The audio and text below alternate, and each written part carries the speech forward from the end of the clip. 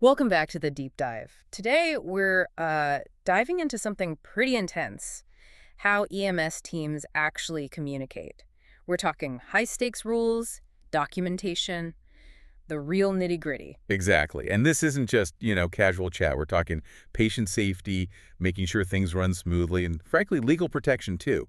It's about the tech and the human side. Okay, let's get into it. The tech toolkit. It's not just hitting call, right? There are layers here. Definitely. You've got your standard phone systems, sure, but the core stuff, it's split. Think dispatch and logistics first. That's where you find things like the MDTs. The mobile data terminals, the computers in the ambulance. Right. Those are key for routing, getting messages fast, dispatch knows where everyone is. Then separately, you have the clinical tools. That's primarily telemetry. Ah, so that's how they send, like, heart rhythms, ECGs, straight to the hospital. Precisely. Advanced life support teams use it to give the receiving hospital vital data before the patient even arrives. Gotcha. And you mentioned managing the firewall between systems, even things like pagers for simple messages. But I was struck by the need for really strict rules around digital stuff like texts. Oh yeah, any use of texts or, heaven forbid, social media has to be locked down by policy. Patient confidentiality and maintaining that chain of information custody is paramount. Makes sense. But okay, what happens when the tech goes down? Screens go blank. It comes back to radio, doesn't it? The old reliable. It absolutely does. And radio communication and EMS, it is surprisingly strict protocols. It has to avoid, well, chaos on the airwaves. Okay, like what are the big rules? Well, the first one sounds simple, but it's crucial. The PTT rule, press push to talk, like wait one full second, then speak. 1 second. Why the wait? Because even a tiny bit of clipping, cutting off the start of your transmission, could mean missing a critical word. Think drug dosages, locations. Wow. Okay. And simplicity is key, you said. Plain English. Plain English. No complex codes, no slang. And this one surprises people. Use yes and no. Not affirmative, not negative, not 10 to 4. No, 10 to 4. That's like iconic emergency radio. Not in modern EMS protocols generally. Yeah. Clarity trumps tradition.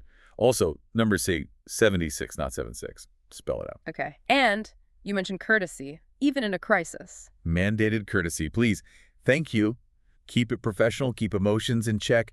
Even when things are hitting the fan, it reduces errors under stress. That's incredible discipline just for radio talk, but maybe the biggest communication hurdle. Yeah. That's got to be handing the patient off at the hospital, right?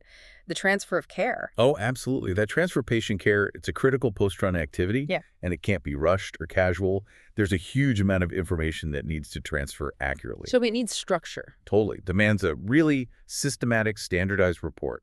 Many places use something like SBR, situation, background assessment, recommendation, or similar frameworks, ensures nothing vital gets missed. So you're covering patient history, age, sex, why they called, what happened, then their status, vitals, exam findings. Exactly. Airway, breathing, circulation, injuries, and crucially, what treatments you gave and how the patient responded. Every detail matters. And this systematic approach, does it extend to patients with, say, specific communication needs? Yes, definitely. Huge focus on that.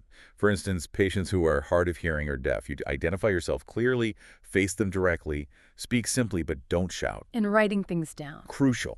Write down key questions. Use gestures. Check for lip reading cues if possible. Maximize comprehension under stress. Okay. And for visually impaired patients. Introduce yourself immediately. Use a gentle touch that connection is important when they can't see you. Describe the scene, what's happening, and most importantly, explain everything you're about to do before you do it. No surprises. All this communication, verbal and technical, it leads somewhere concrete, right? The paperwork, the Yeah. documentation. The legal anchor, as you Yeah, put it, yeah. yes.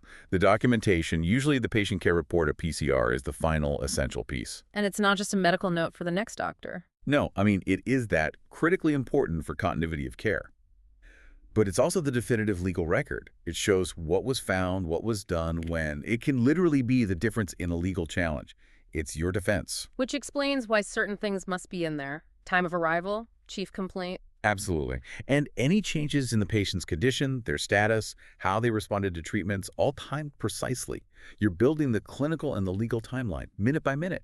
So, whether it's that simple 1-second PTT pause on the radio, or knowing exactly how to phrase your handover using SBAR, or communicating carefully with a deaf patient, these aren't just nice-to-haves. They're baked-in protocols to minimize error when everything's on the line. It really makes you think.